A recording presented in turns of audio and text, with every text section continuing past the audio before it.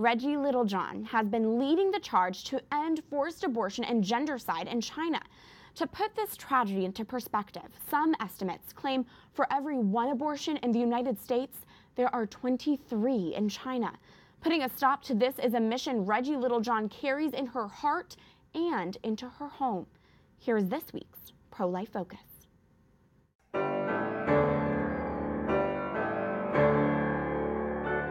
These two women, Reggie Littlejohn and 15-year-old Annie Zhang, were raised worlds apart, but share a number of things in common, from a passion for the piano, all right, you can use that, to a love for cooking.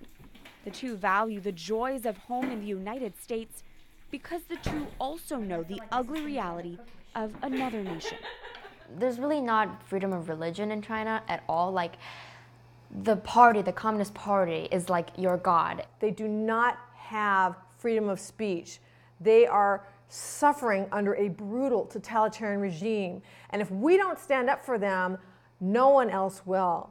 Littlejohn herself awakened to China's urgent problems when she, a Yale Law School graduate, represented a Chinese refugee woman's case for political asylum, a woman who was dragged out of her home and forcibly sterilized. During that time frame, I had 2 miscarriages myself. And so I lost 2 of my own children, and I think that because I had, of course, not suffered the violence of a forced abortion, but I had suffered the loss of children I wanted, that the fact that these women were being forcibly aborted hit me on a visceral level that I think it might not have if I had not had my own miscarriages. It was then Littlejohn began to grasp the brutality of communist China. The greatest hemorrhage of human life in the world is flowing out of China today.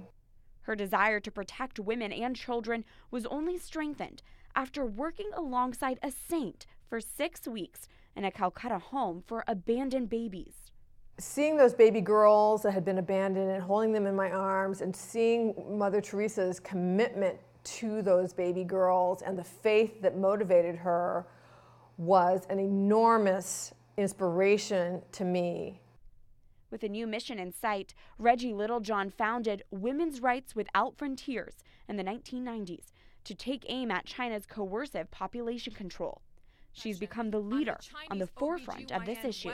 These are official Chinese doctors discussing how best to kill newborn babies as they're being born during induced labor forced abortions. Even though China changed its notorious one-child policy to become a two-child policy, Littlejohn says the Asian country needs to get out of the business of telling people how many kids to have. With a network inside of China, her group, Women's Rights Without Frontiers, helps save women in the womb, to widows in distress, to this woman, China's youngest prisoner of conscience. She and her father escaped house arrest. They became fugitives, and when they were caught, her father knew that he was going to end up in detention for having escaped house arrest, and so he got word out to me saying, can you please help me get my daughter out of China and to the United States? We've been raising Annie as our daughter ever since. So that was 2013, and she's been with us for about 4.5 years. I was really happy when Annie came into our family, because I wasn't done being a dad yet. That's good. Annie now calls Reggie Mom. My mom's work really, it kind of helped me convert into Catholicism, because to know someone that would just give up basically anything to help these women who are not related to you, it's something that normal people wouldn't do. It has to be through God. And it was through God Reggie's work also reached her husband, a longtime United States Methodist pastor. If I could point to one period or one episode that where I would mark my conversion to the Catholic Church, it would be 5 years ago this year, the March for Life in 2013. And we were there because Reggie was receiving pro-life award. Everywhere I looked, it was Catholic. And I remember saying to myself, wait a minute, where are the United Methodists? This family has settled into a new routine. Annie, now in high school, has learned English and has also taken up piano, even performing in Carnegie Hall. An extraordinary opportunity early on in her time in the U.S., though it's China and protection of Chinese women that continues to be on Annie and Reggie's heart and mind. When I was in China, you never really think about it because it's not something that people would like to share because all the brainwashing that the Communist Party gave us. Because I know what's going on in China.